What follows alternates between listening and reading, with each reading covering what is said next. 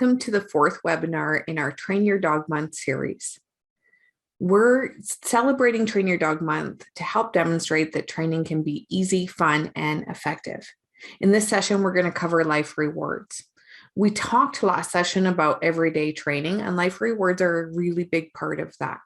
So if you haven't watched the other webinars in this series, I recommend going through them in order. It just helps as they build off, and it keeps things kind of simple and the concepts are really easy to use. So we're going to focus on life rewards today to really help build that concept that you can easily build training into everyday life. It's really effective. And it's one way to just ensure that we really develop that long-lasting, reliable behavior. So I'm going to keep this quick for those of you that are just joining us and aren't familiar with Dogma. I'm the founder and president. I've been training dogs for almost 20 years. I'm actively involved. I do tons of board work. I actually sat on the board for the Association of Professional Dog Trainers. This is who started the initiative of Train Your Dog Month. There's also some great resources on their website. And really, it's about helping people just understand that training doesn't need to be complex. It doesn't need to be stressful. Yes, you may have moments of frustration, but a lot of what we're focused on here is helping you understand how to get through that easily so that you and your dog can actually have fun with training. You can see I've got two of my dogs here in this photo. This is really normal when we're out. I've done a lot of work, and our goal just kind of being on enhancing that bond. And when you develop a relationship based on mutual respect and you open those lines of communication, your time with your dogs just becomes that much more enjoyable. So that's why we really want to promote this and help people with all those base core concepts of dog training to demonstrate that really it is easy. And once you understand those, you can not easily, depending on the behavior, overcome things, but you can break it down into easy, manageable steps and have a lot of fun doing it. So in this session, we're talking about life rewards but we want to build that into everyday training. So I'm just going to do a quick recap on the concept of this. So really everyday training is if you're teaching a new skill, you want to schedule short sessions and more of them versus trying to do something in a really long session. That's where we're likely going to overtire ourselves and the dogs. We may see the behavior start to fall apart a little bit as they become tired or essentially maybe even bored of it. And so it can lead to some frustration in the training. So if we keep them short and positive, that's actually reinforcing in itself and makes it more fun for everyone. We want to work with our dogs and practice with everything your dog perceives as a positive. So that's really the core concept of life rewards that we're going to talk about. And it doesn't have to just be the food and training. It can be anything and everything your dog perceives as a positive. You have the ability to then practice their training. So it's really easy to be training all the time in your interactions with your dogs. And the other thing we suggest with everyday training is that if your dogs are struggling with a certain skill, so often it just comes down to that we're not practicing, maybe expecting a bit too much from them. And so as we work through this, and what I'll go through with the life rewards, if I had a certain skill that my dog was struggling with, I would have them do it for almost everything that we're working at with life rewards. That just allows us to build practice in and be more consistent with the skill.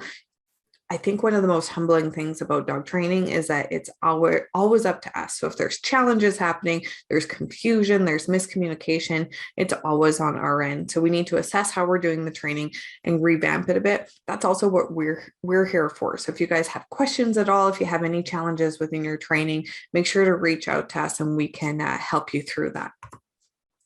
So I'm going to cover reward-based training a bit. This is a big part of life rewards, obviously. So why we want to be reward-based training is that it's just ultimately more effective. We recommend when teaching a new skill, you're always using treats. I'm going to cover why and why that's important to use food in your training, but it's the best way to just have things happen quickly. And when the dog's learning a new skill is really build that foundation of it being something that they enjoy. They understand that they get something good for doing this behavior, so they're going to do more of it. It allows for quick delivery too when you're using treats. So if my dog is learning something new and I want to practice it in a few sessions, I can keep treats really small, quickly deliver. They get that positive association. Can keep with the training. So I'm not using something like a toy or something that may be a little bit distracting to the dog and cause them to have a delay, so we reward them, they play with the ball for a little bit, we're trying to get the ball back and then practice that same skill. It can make things a little bit more clunky. It really helps to build that positive emotional response. So you'll hear a lot when we're talking about this, we talk about wanting to ensure that the dogs have fun. When the dogs are having fun, we're usually having fun. Sometimes our dog's fun behavior can be a little frustrating for us if they're easily distracted, but ultimately the goal is that when we're working with our dogs and we're teaching them these skills, that they actually enjoy doing them. So by using reward-based training, you're pairing all of the things you want your dogs to do with good things. So what this means is your dog starts to understand that behaving in certain ways or doing certain skills or understanding what's expected of them in certain situations, that this leads to positive things. It builds that emotional response.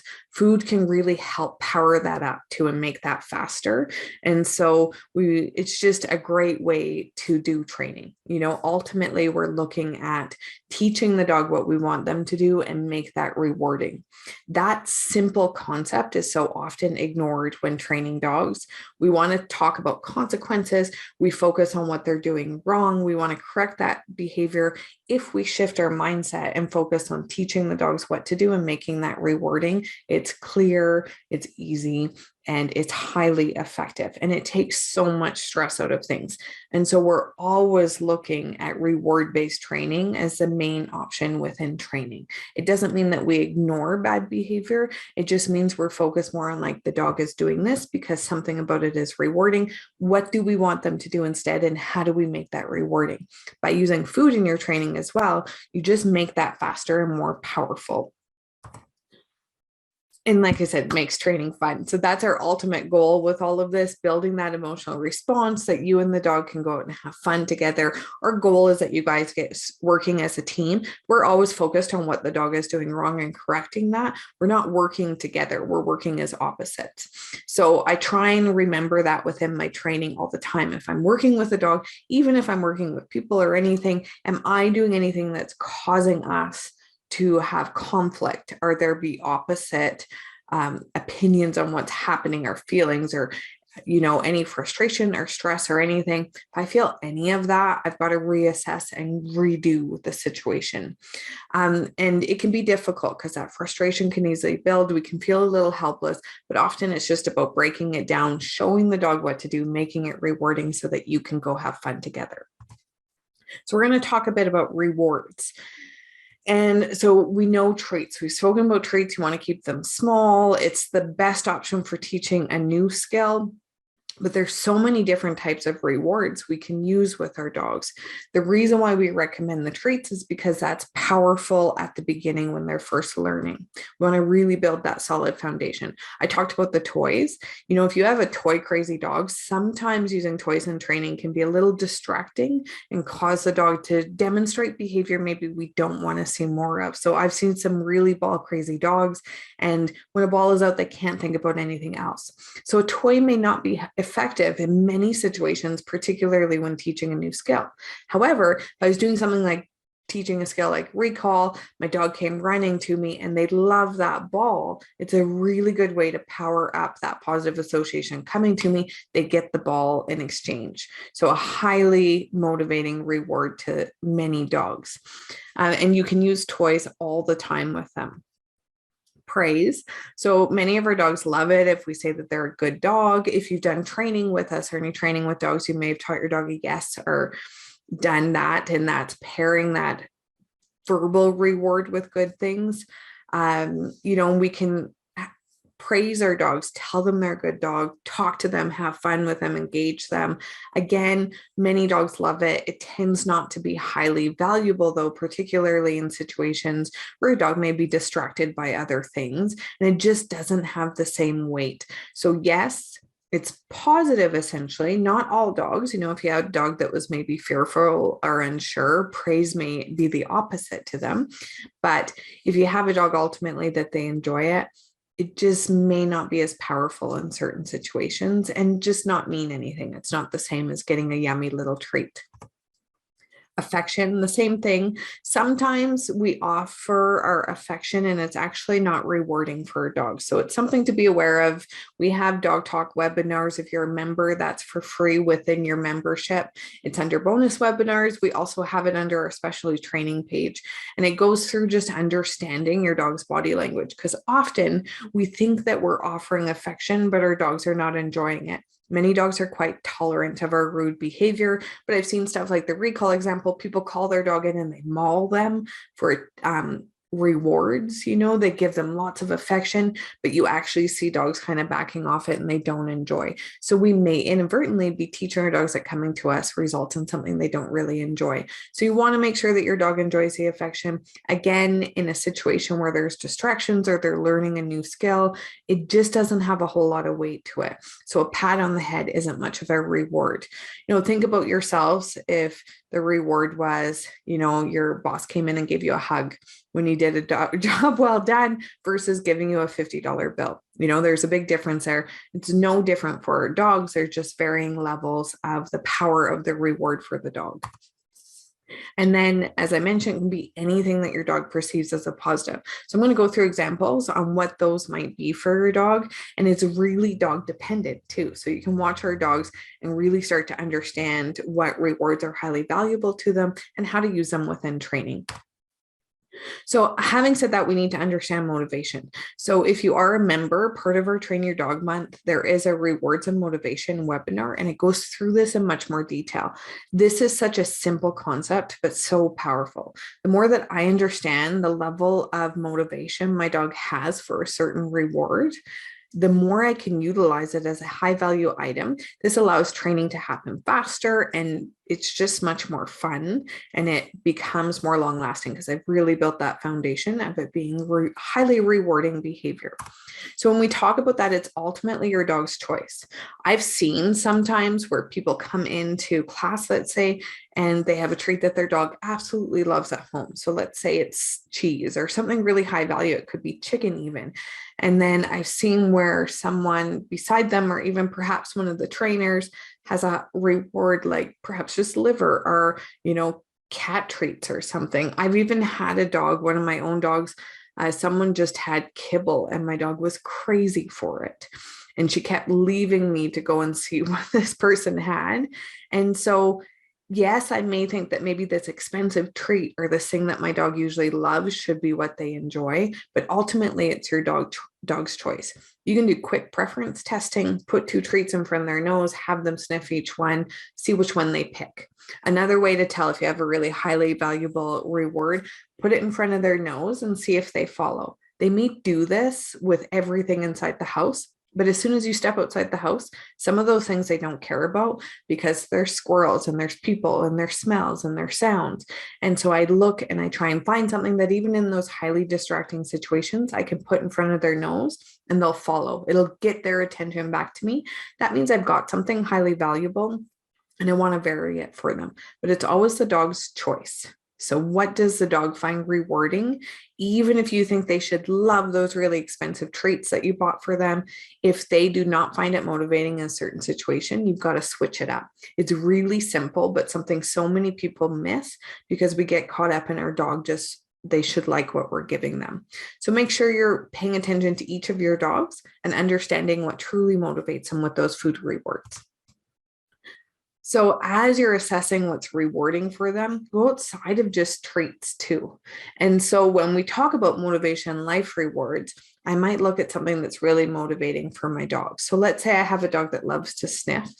It might be really motivating for them to get to the fire hydrant where all the dogs pee on it. Let's say I have a dog that loves people. Their ultimate reward might be saying hello to that person. Some dogs that might be punishing. So we need to, again, be aware of what our dogs actually enjoy. For some dogs, it might be a ball. For others, it might be a chew toy. For some, it might be getting access to their food bowl. It's always looking at what your dog ultimately wants and is rewarding for them. So I suggest just observing them and seeing what things they want access to, what gets them excited.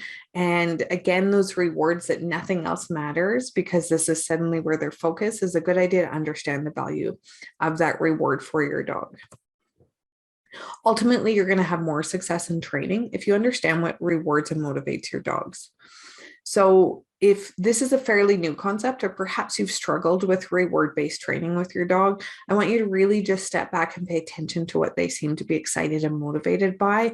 See how you can use it as a reward, and I'll go through that, and watch how that shifts their training and how you progress much faster. So what are life rewards in? There's so many ways. So I'm just going to give a short list of examples. And again, this is stuff where you can start paying attention to what your dog is motivated by. Often what happens is when we're doing training, we focus on just teaching that skill and using our food rewards. And we do it within a session that where they're ready to train and provide the treats when we're practicing these skills. What makes training really easy is to understand that there's so many things that are motivating and rewarding your dog throughout the day. And you can use these as rewards within their training. And it allows you to always be practicing training, really solidify that skill and help your dog understand that when they do it, good things happen. It keeps it interesting for everyone as well.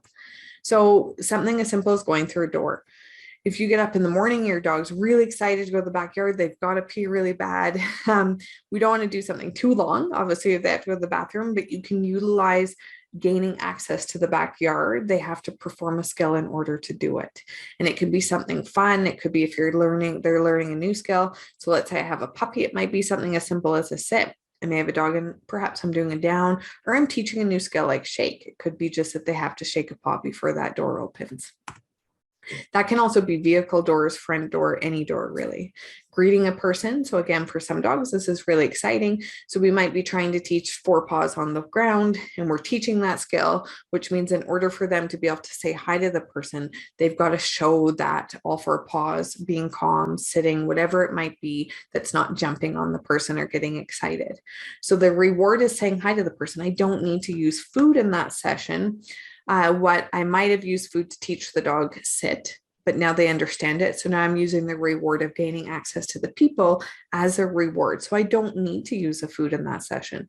It might just be that the dog understands a person doesn't say hi to them till all 4 paws are on the ground or they're sitting. And then that reward is that interaction with that person. Playing with another dog. So you get to the off-leash park, let's say, or you're going to meet their buddy. You might have them work on some skills, just some self-control, maybe doing a sit stay, something before you unhook that leash and tell them they can go and play. So again, you don't need the food reward. The ultimate reward is getting to go and play with the other dog or go say hello to the other dog. And that's ultimately what the dog finds rewarding. And what a situation like this, where you start to understand the motivation too, is my dog doesn't really care about the food reward maybe in that session because they're much more interested in the other dog. And so we can be we can add frustration to the situation and frustrate everyone when we're sitting there trying to offer the food reward. The dog doesn't really care because they want to get to the other dog. So I can take the food reward right out of it, utilize the reward of gaining access to the other dog. It minimizes that stress and frustration. It allows things to happen much faster. It's highly reinforcing for the dog. So they're really going to enjoy doing that skill to get access to such a fun activity. Could be sniffing this female spot. So I talked about that fire hydrant. I know we have some bushes in the neighborhood that are frequented by the dogs and they all like to pee on it. So as we're coming up to it, my dog may get excited, go to pull, they may get excited. I can work on some loose leash walking to teach them they stay at my side. Once we get close to the female spot, I may release them. I don't use any food rewards, but I tell them go sniff. So I'm rewarding that attention on me, that loose leash walking, being focused on me versus pulling to get to the female spot. And then the ultimate reward is getting to sniff the female spot. And so again, I'm using something that's highly motivating to my dog as a reward for that behavior. Getting their harness on. So if you have a dog that gets really excited going for walks, often life rewards too are a really great way to build self-control, impulse control, and help your dog to settle. And so I had two dogs that would get really excited when those harnesses came out. They knew that that meant that it was walk time. So in order for me to put the harnesses on, they just had to lie down and be chilled out for a minute. And this was difficult for them, but it was an important skill. So they're learning that calm behavior gets them access to the good things, the exciting things. We do a little work before getting that harness on, and it's just allowing practice in the training happening all the time. So every time we went out, we did this. That became the norm then. So harness went out, and meant they went and laid down nicely until I came over to put it on or called them to me. So really great way to practice that skill. And it's working on so many other things as well. Chase the squirrel. And so this is a way of using life rewards with your dogs in the real world too. So we're understanding what's ultimately motivating our dogs. So squirrels are a big one. Let's say squirrels, rabbits, whatever it might be. And ultimately, you struggle with your dog in those situations because that squirrel is so highly motivating. They're really, really interested in the squirrel. They want to get to the squirrel. And so we can use things like, I want to work on attention. I wouldn't do it super close to the squirrel. So in the next webinar next week, I'm going to go on through Beyond Obedience, and I'll talk about what happens after you teach these skills. This is kind of an understanding that if I'm really close to the squirrel, it's too much. But let's say there's a squirrel, it's up in the tree, and I'm a couple houses down, and my dog sees it. I'm looking at my dog, I'm waiting for them to give me attention, even though they're really excited by the squirrel. They look to me and I go, yes, let's go get it. And we go running to the base of the tree where the squirrel is. I'm not giving my dog access to the squirrel. Those squirrels are not going to wait. But it's amazing how highly rewarding that is to your dog, because they get to go and sniff, and it's doing the opposite of what we tend to do. We tend to fight through that. We want our dogs to pay attention and completely ignore the squirrels. And so we can actually be causing the squirrels to be more exciting because we're really limiting access, and it becomes a frustrating situation. And so by utilizing it, it doesn't mean that every squirrel you're doing this with, but it's amazing. We're starting to teach our dogs that when squirrels are around, they look to us instead, and it builds into your dog's ability to ignore the squirrel more, pay more attention to you. You can definitely power it up with rewards, but ultimately the reward is getting to go and chase the squirrel. I've done this with gophers as well. So they pop their heads out, dogs see, we work on attention. I say, yes, when they give it to me, let's go get it. We go running over to the hole, and they just get to stick their nose down where the gopher had been. And they smell it. I had dogs who would dig at it. Really good way to show your dog too that or help build that bond as the two of you work together. It's a fun activity together too. They don't always need to chase a squirrel and do that. Sometimes it may just be attention on you, big treats, and you move the other direction.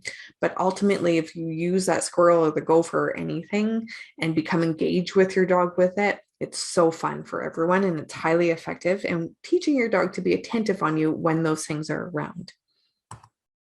So this video is just an example of door manners. And so you can see we're teaching the dog to hold the stay until we say okay.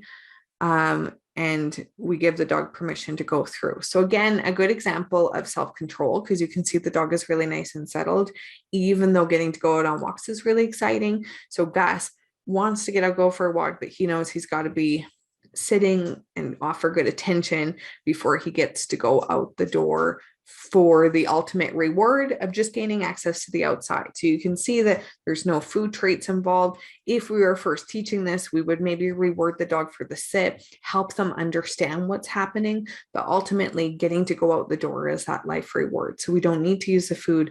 Really easy way. You think about how many doors you may go through.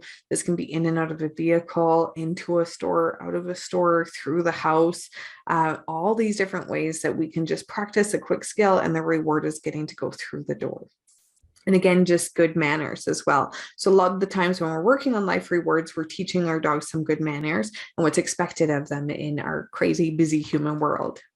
So benefits, these are often the same within these sessions. You can see that we always have the enhances bond. Ultimately, when we're going through this, we're trying to teach our dogs that training is fun. We're working together. We're starting to work as a team. So that's really going to strengthen that relationship. We're showing that it's easy to always train. So if you're paying attention to all these things that your dog views or perceives as a positive, and you practice the skill beforehand, you can have fun skills, you can have serious ones, you can have ones that take a little bit longer, ones that are super quick.